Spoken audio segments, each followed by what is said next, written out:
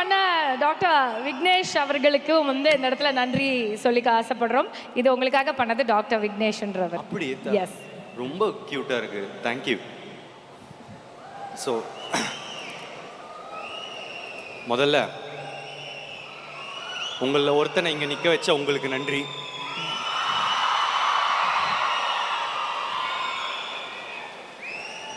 யூஸ்வலாக யாராவது பேர் மிஸ் ஆகிடக்கூடாதுன்னு சொல்லி லிஸ்ட்டு கொண்டு வந்திருப்பேன்.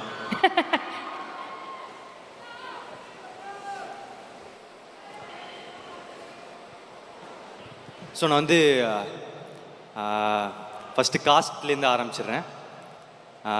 சரத்குமார் சார், சார் ஃபஸ்ட்டு இந்த படத்தை ஒத்துக்கினதுக்கு ரொம்ப நன்றி சார். நான் வந்து நினச்சி கூட பார்க்கல, நான் பார்த்து வளர்ந்த ஹீரோஸ் கூடலாம் நான் வந்து நடிப்பேன்னு. நீங்கள் ஃபஸ்ட்டு எனக்கு ஸ்வீட்டாக வந்து போன லவ் டுடேல வந்து அர்ஜுனா அர்ஜுனா அந்த பாட்டை வைக்கிறதுக்கு அலோவ் பண்ணதுக்கு ஃபஸ்ட்டு தேங்க்யூ. அதுலேருந்து நான் உங்கள் கூட சேர்ந்து நடிப்பேன்னு நான் நினைக்கல. Is one of the most charming persons I've ever seen. நான் வந்து அவரை செட்டில் வந்து பார்த்த உடனே இவரோட வயசு என்னவா இருக்கும் இப்படின்றது மட்டும்தான் எனக்கு வந்து தோணிகிட்டே இருந்துச்சு. அப்போ அவர்கிட்ட சீக்கிரட்டாக போய் கேட்டேன், சார் என்ன சார் உங்கள் வயசு என்ன சார்னு எனக்கு ஒரு நம்பர் சொன்னார். நீங்கள் நம்ப மாட்டீங்க, அப்புறமா வந்து விக்கிபீடியா இதெல்லாம் சர்ச் பண்ணி பாருங்கள். அதுக்கப்புறமா வந்து சார் சாரி சார் போட்டு கொடுக்கல. ஸோ அப்புறம் என்ன சார் சீக்ரெட்டு அப்படின்னு கேட்டேன். காலையில் எழுந்த உடனே ஒரு பீட்ரூட் ஜூஸ் குடிப்பேன் பிரதீப் அப்படின்னாரு. அன்னிலேருந்து இன்னைக்கு வரைக்கும் நான் பீட்ரூட் ஜூஸ் மட்டும் தான் குடிச்சிக்கிட்டு இருக்கேன். அந்த வயசில் வரும்போது நான் அப்படி இருந்தேன்னா எனக்கு சந்தோஷமாக இருக்கும். ஸோ சார் நீங்கள் 170 ஃபில்ம்ஸ் மேலே பண்ணி நிக்கேத் சார் சொன்ன மாதிரி நீங்கள் எல்லாருமே ஈக்குவலாக ட்ரீட் பண்ணி ரொம்ப ஹம்பிளாக இருந்ததுக்கு ரொம்ப தேங்க்யூ சார். அடுத்து மமிதா வந்து நான் வந்து ஒரு ஷார்ட் ஃபிலிமில் பார்த்தேங்க. இந்த லவ் டுடே பண்ணும்போது ஹீரோயின்ஸ் தேடிட்டு இருந்தேன். அப்போ வந்து மமிதா ஒன்றுத்த வந்து சாப்பாடை வந்து அப்பளத்தை உடச்சி நக்கி சாப்பிட்ற மாதிரி ஒரு வீடியோ பார்த்தேன்.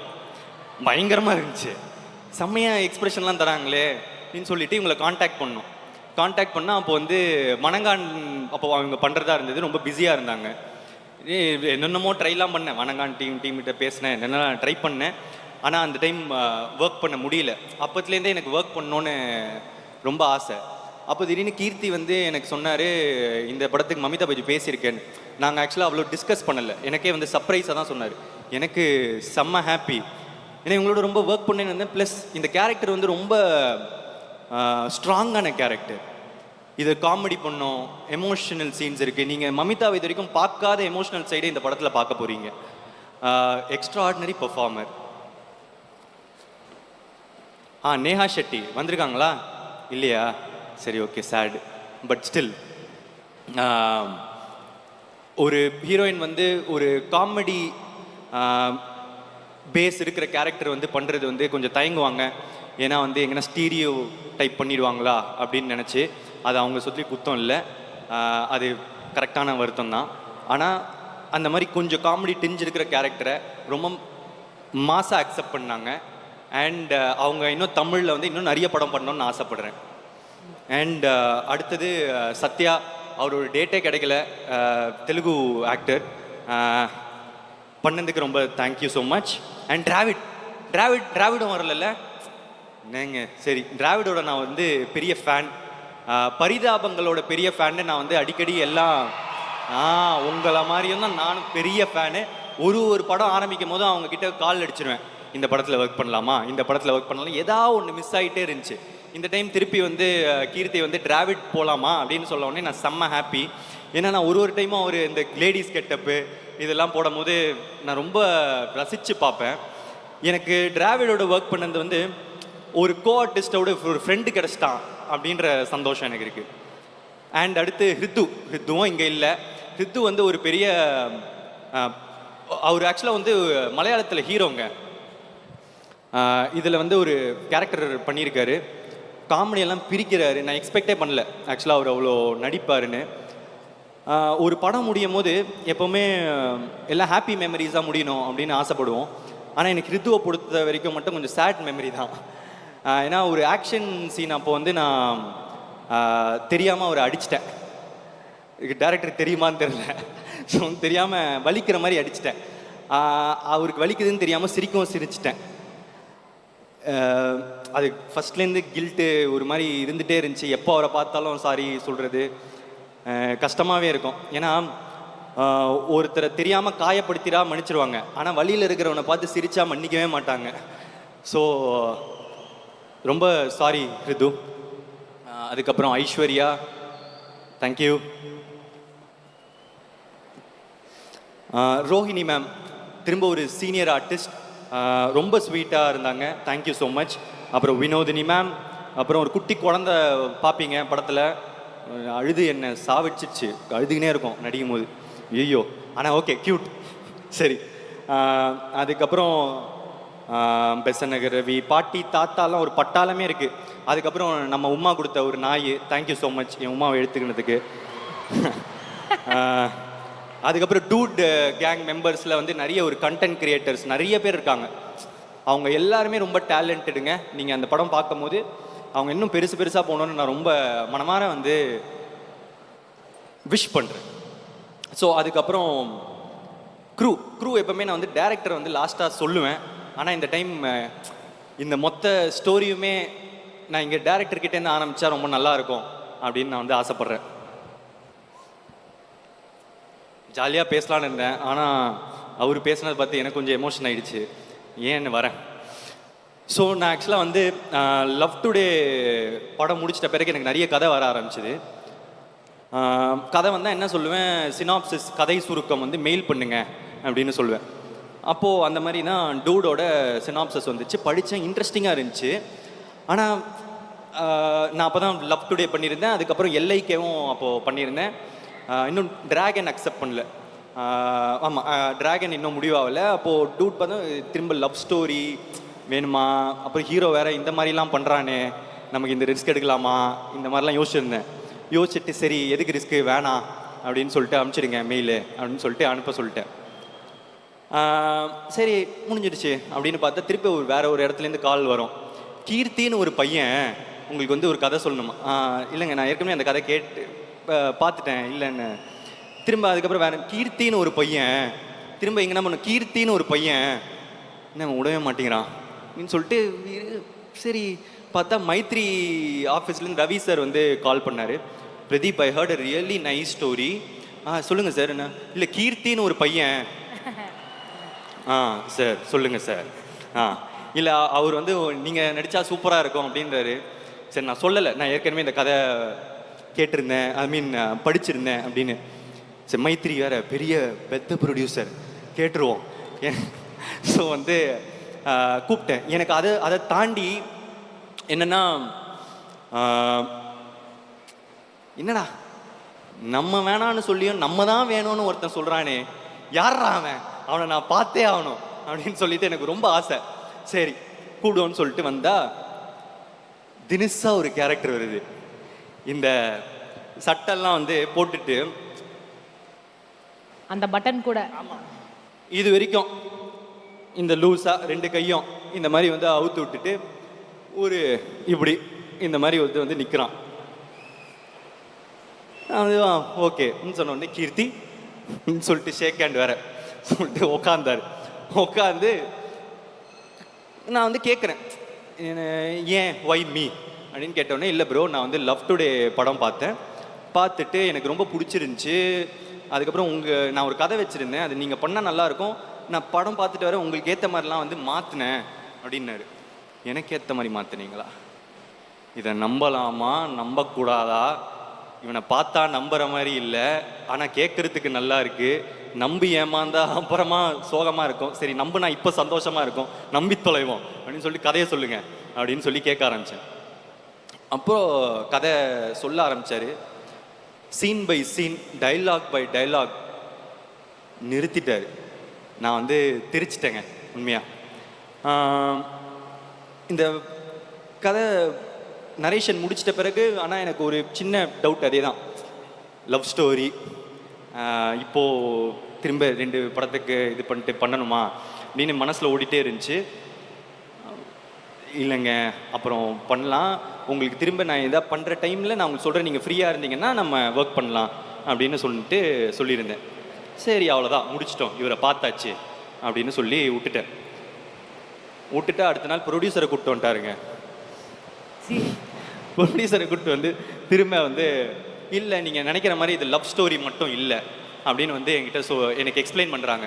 எனக்கு அப்போது அவ்வளோவா புரியல, இது வந்து ஃபேமிலி என்டர்டெய்னர் அது இதுன்னு சொல்கிறாங்க. பட் எனக்கு இருந்த குழப்பம் இருந்துக்கிட்டே இருந்துச்சு. இது இல்லை சார் நம்ம அப்புறம் பண்ணலாம் அப்படின்னு சொல்லிட்டு விட்டுட்டேங்க. ஒரு 4-5-6 மாதம் அப்படியே போச்சு. ஆனால் மனசில் ஓடிக்கிட்டே இருக்குது கதை. எந்த ஷூட்டிங் போயிட்டு வந்தாலும் வந்து சில நேரத்தில் கனவுலலாம் வரும் சில டைலாக்ஸ். ஸோ திடீர்னு ஒரு நாள் எழுந்திரிச்சிட்டு ரமேஷ் என்னோட ஆளினால் அவர்கிட்ட வந்து சொன்னேன், அவர் டைரக்டர் என்ன பண்ணுறாருன்னு கேளுங்க அப்படின்னு வந்து கேட்டிருந்தேன். அப்போது சொன்னாங்க, ப்ரோ அவர் வந்து வேற ஒருத்தர்கிட்ட சொல்லி ஓகே பண்ணிட்டாரா, இருந்தாலும் உங்களை மீட் பண்ணோன்னு கேட்குறாரு அப்படின்னு. சரி வர சொல்லுங்க சொல்லிட்டு வந்தார். வந்துட்டு சொன்னாங்க, ப்ரோ இந்த ஒன்று ஓகே பண்ணிட்டேன்னா பட் இன்னும் கொஞ்சம் தள்ளி போகிற மாதிரி இருக்குது, நான் உங்களுக்கு என்னென்னு சொல்கிறேன், நான் பார்த்து உங்களுக்கு சொல்கிறேன் இப்போது அப்படின்னாரு. ஓகே சார் சொல்லிட்டு போனார். போயிட்டு அதுக்கப்புறம் திருப்பி வந்தாங்க. வந்துட்டு ப்ரோ அது கொஞ்சம் தள்ளி தான் போகுது, நம்ம பண்ணலாம் அப்படின்னு வந்து சொன்னார். ஆனாலும் எனக்கு அந்த சின்ன டவுட் இருந்துச்சு, ப்ரோ இன்னும் ஹீரோ இப்படிலாம் பண்ணுறாரு, இதெல்லாம் ஓகேவா, என்னை வச்சு காமெடி பண்ணிட மாட்டீங்களே அப்படின்னு கேட்டேன். அப்போது கீர்த்தி சொன்னார், ப்ரோ என்னை நம்புங்க அப்படின்னா. எனக்கு கோமாளி டைமில் என்னை பார்த்த மாதிரியே இருந்துச்சு. அந்த அந்த அவரோட எஃபர்ட், அவரோட பர்சிவரன்ஸ், அவரோட ஒரு விஷயத்தை சாதிக்கணும்னா அதுக்கான என்ன முயற்சி வேணால் எடுக்கலாம் அப்படின்ற ஒரு போகிற எக்ஸ்டென்ட் இருக்குல்ல, அதை நான் வந்து கீர்த்திக்கிட்ட பார்த்தேன். அண்டு அவ்வளோ சின்சியாரிட்டி, நான் எதுக்கு இந்த பையனை நம்பலாம் அப்படின்னு தோணுச்சு. நான் ஓகே அப்படின்னு சொன்னேன். அன்னிக்கே எனக்கு ஒன்று தோணுச்சு, ஆனால் அப்போ நான் சொல்லலை. அன்னிலேருந்தே நான் அவர் வந்து என் தம்பி மாதிரி தான் பார்க்க ஆரம்பித்தேன். இன்றைக்கி வரைக்கும் நான் வந்து அவரை அப்படி தான் நடத்துகிறனும். என் சைட்லேருந்து பாதி நேரம் நமக்கு இருக்கிற ஃபீலிங்ஸ் மற்றவங்களுக்கு இருக்காமல் கூட போகலாம், அதெல்லாம். ஸோ ஆனால் நீங்கள் ஸ்டேஜில் பேசும்போது கூட எனக்கு ரொம்ப எமோஷ்னலாக இருந்துச்சு. ஏன்னா நான் உங்கள் தம்பியாக தான் பார்க்குறேன். ஸோ என்னென்னா ஷூட்டிங் ஆரம்பித்த உடனே என்னோடய நம்பிக்கை வந்து தப்பில்லை அப்படின்னு தோணுச்சு. Extraordinary sense, collaborative dialogue sense வந்து நான் கூட அவர்கிட்ட கேட்டேன், நான் டைரக்ட் பண்ணும்போது எனக்கு டைலாக்ஸ்லாம் எழுதி தரீங்களா, என்ன ஸ்வீட்டாக ஓகேன்னெலாம் சொன்னார். ஸோ அந்த லெவலுக்கு டேலண்டடான ஒரு பர்சன். நான் வந்து கொஞ்சம் ப்ரௌடாகவே சொல்லிக்க போகிறேன், நான் வந்து ஒரு பெரிய டைரக்டர் தமிழ் சினிமாவுக்கு வர போகிறாங்க. யா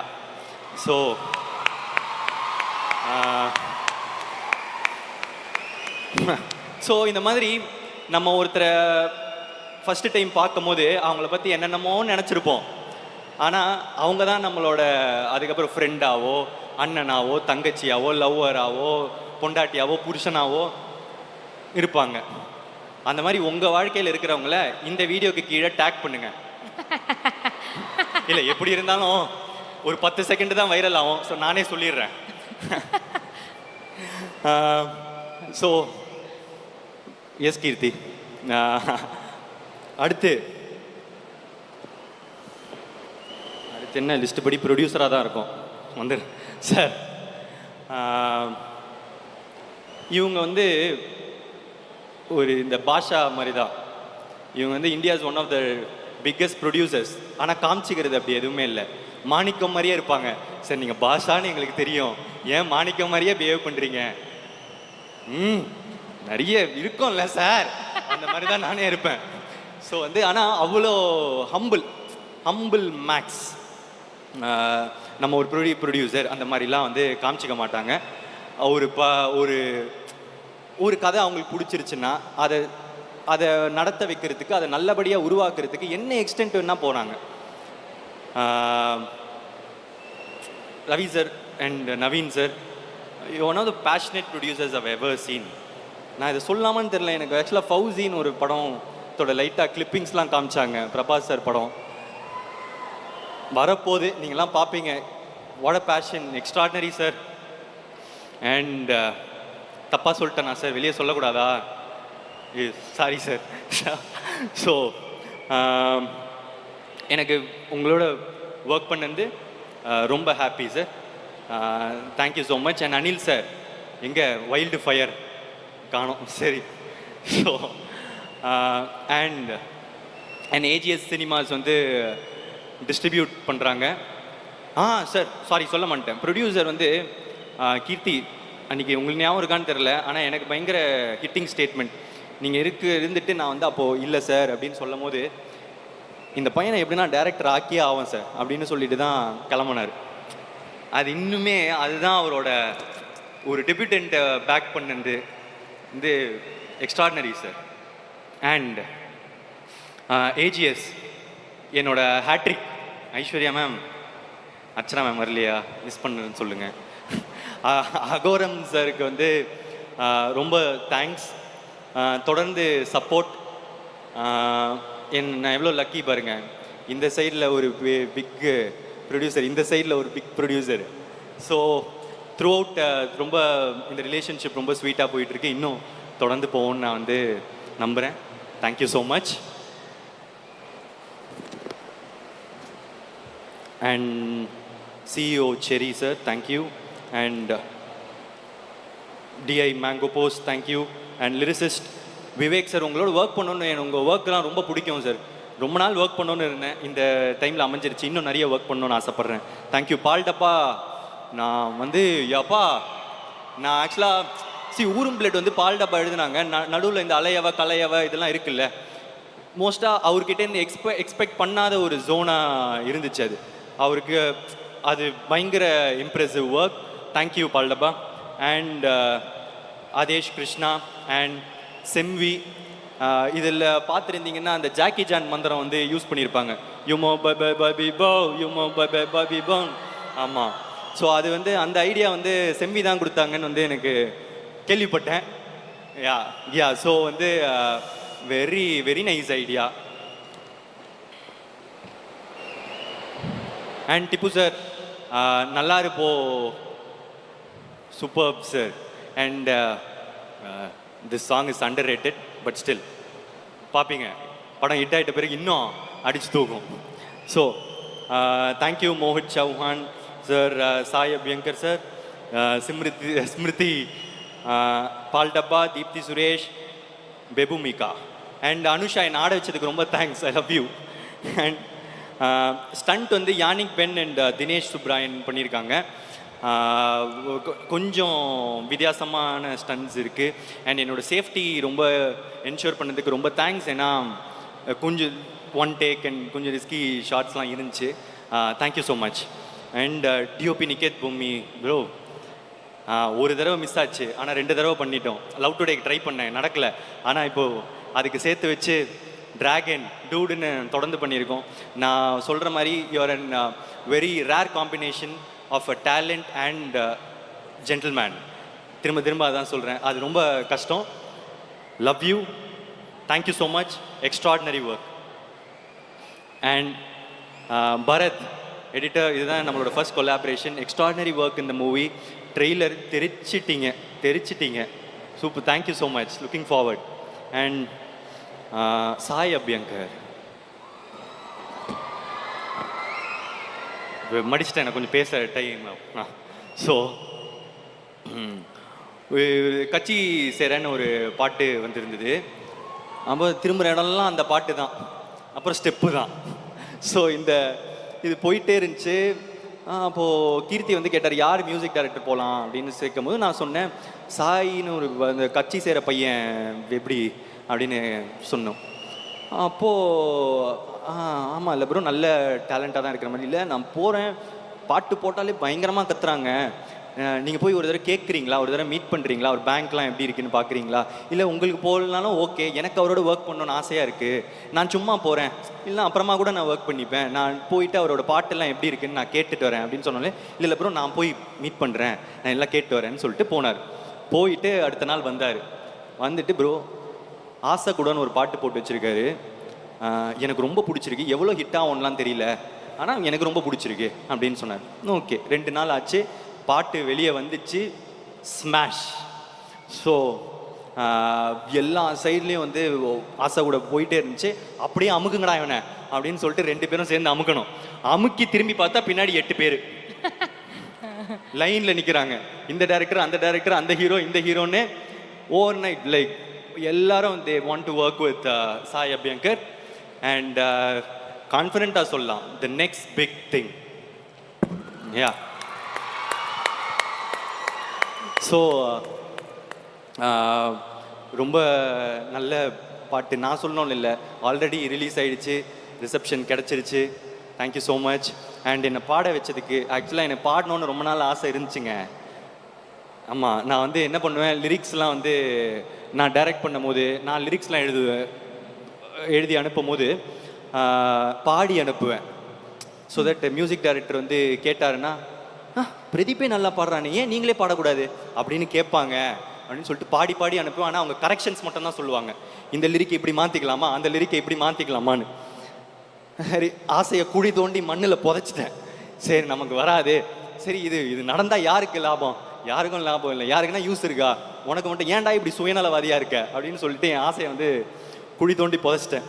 குழி தோண்டி புதைச்சதுலேருந்து அந்த குழியை தோண்டி திடீர்னு கூப்பிட்டாரு கீர்த்தி. 2 பேரும் அட் அ டைம் கால் பண்ணாங்க.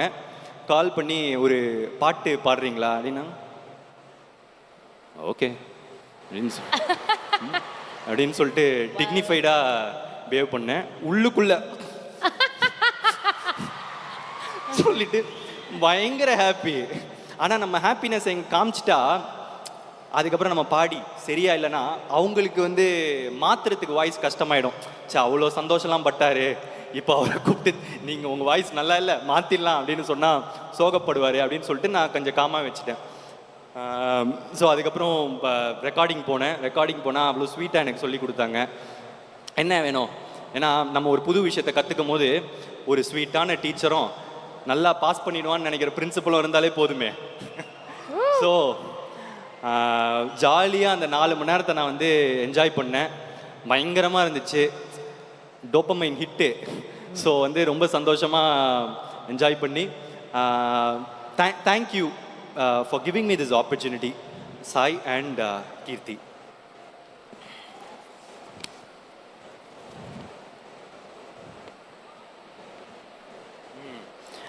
ஆர்ட் டைரக்டர் வந்து PL Subendran, thank you for coordinator everything. பீஸ்ஃபுல்லாக போச்சு. Latha Naidu, the production designer of this film.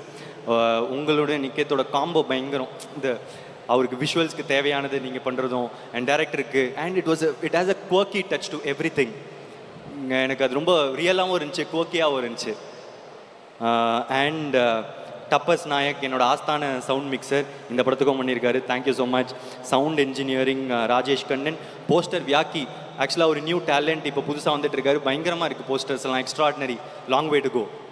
And costume designer Poornima Ramasamy, அவங்க வந்து டேரக்டரும் அவங்களும் சேர்ந்து டேரக்டர் மாதிரி என்ன ஆக்கிட்டாங்க. சட்டை வெள்ளை எல்லாமே பட்டன்லாம் அவுத்து விட்டு லூஸ் ஆக்கி ஒரு கூலாக இருந்துச்சு, புதுசாக இருந்துச்சு. எனக்கு வித்தியாசமாகவும் இருந்துச்சு, நல்லாவும் இருந்துச்சு. தேங்க்யூ. என்னோட பிஆர்ஓஸ் சுரேஷ் சந்திரா சார், கோமாளிக்கு அப்புறம் இப்போது ஒர்க் பண்ணுறேன். அண்ட் சதீஷ் தொடர்ந்து என் கூட இருக்கார். Thank you so much. அதுக்கப்புறம் என்னோடய டீம், என்னோட makeup artist Pavithra, thank you. And என்னோட ஹேர் ஸ்டைலிஸ்ட் ஷரண் MS. அப்புறம் என்னோட ரொம்ப ஸ்ட்ராங் பில்லர், என்னோட பர்சனல் அசிஸ்டன்ட் சேகர், அவர் இங்கே இல்லை, தேங்க்யூ ஸோ மச். அண்ட் என்னோட all in all Ramesh, thank you. And stills Dinesh, think music Mahesh, Mani, you been a great support to this film. Netflix Abhishek, Sudarshan, thank you so much, means a lot. Thank you, through out support பண்ணிட்டுருக்கீங்க, thank you. And satellite partner Zee, first collaboration, thank you. And press and media, thank you so much. எப்போவுமே ஒரு படத்துக்கும் உங்களோட support இருந்துகிட்டே இருந்திருக்கு. இந்த படத்துக்கும் பண்ணுவீங்கன்னு எனக்கு தெரியும், thank you so much. And meme creators, தெரிச்சு தள்ளுறீங்க, பார்த்துட்டு தான் இருக்கேன். நாய் மீம்லாம் பார்த்தேன், சூப்பராக இருந்துச்சு. ஸோ வீடியோ எடிட்டர்ஸ், அலையவ கலையவ போட்டு போய்கிட்டே இருக்குது, தெரிக்க விட்றீங்க, தேங்க்யூ ஸோ மச். அண்ட் என்னோடய ஃபேமிலி வந்திருக்காங்க, தேங்க்யூ ஸோ மச். அண்ட் அப்புறம் படத்தை பற்றி வந்துடுறேன். ரொம்ப சிம்பிள் தான், சின்னது தான். இது படம் வந்து ஒரு தீபாவளி படம். ஜாலியாக இருக்கும், காமெடி இருக்கும், ஃபைட் இருக்கும், எல்லாம் இருக்கும். ஸோ இந்த படம் வந்து இப்போ நம்ம ட்ரெய்லர் பார்த்துருப்போம். அதை தாண்டி ஆக்சுவலாக ஒரு ஸ்ட்ராங் சோஷியல் மெசேஜ் இருக்குங்க. டைரக்டர் வந்து ஒன்று சொல்ல ட்ரை பண்ணியிருக்காரு. அது ரொம்ப ஸ்ட்ராங்காக இருக்கும்னு நான் நினைக்கிறேன். இந்த டைமுக்கு தேவையான ஒரு விஷயமா இருக்கும். அண்ட் இது ரிலேட்டபிளாக இருக்குமானா ரிலேட்டபிளாக இருக்கும். யாருக்கெல்லாம் அப்படின்னு கேட்டிங்கன்னா, இன்னொருத்தங்களை சந்தோஷப்படுத்தி வச்சு அதுலேருந்து சந்தோஷப்படுற எல்லாருக்குமே இது ரிலேட்டபிளாக இருக்கும் இந்த படம். டூட் வந்து அதுதான், ஒரு கூலான கேரக்டர், மற்றவன் சந்தோஷத்துலேருந்து அவன் சந்தோஷப்படுறவன். ஸோ பாருங்கள், ஃபேமிலியோடு பாருங்கள். தீபாவளிக்கு ரிலீஸ் ஆகுது, ஜாலியாக இருக்கும்னு நினைக்கிறேன், என்ஜாய் பண்ணுவீங்க. அண்ட் லாஸ்ட்டாக என்னோடய fans, thank you so much. Thank you. நீங்கள் இல்லாமல் நான் இல்லைங்க, நீங்கள் இல்லாமல் நான் இல்லை. இப்போது இந்த டைம் தீபாவளிக்கு இந்த படம் வருது. ஒரு தீபாவளிலையும் நான் போய் ஒரு படம் பார்ப்பேன். எல்லாருமே தமிழ்நாட்டில் அது ஒரு கலாச்சாரம். ஏதாவது தீபாவளிக்கு ஒரு படம் பார்த்தே ஆகணும், பட்டாசு வெடிக்கிறோம், படம் பார்ப்போம். இந்த வருஷம் நீங்கள் உங்களோட நான் இந்த தீபாவளியை கொண்டாடுறேன்னு நினைக்கும் போது எனக்கு சந்தோஷமாக இருக்குது. உங்கள் குடும்பத்தில் ஒருத்தனான மாதிரி எனக்கு ஃபீலிங்காக இருக்குது. பட்டாசு வெடிப்பீங்க, போய் படம் பார்ப்பீங்கன்ற போது ஏதோ உங்களோட சேர்ந்து தீபாவளி கொண்டாடுற மாதிரி இருக்குங்க. Thank you so much. இந்த பெரிய இடத்த எனக்கு கொடுத்ததுக்கு மக்களுக்கு ரொம்ப நன்றிங்க.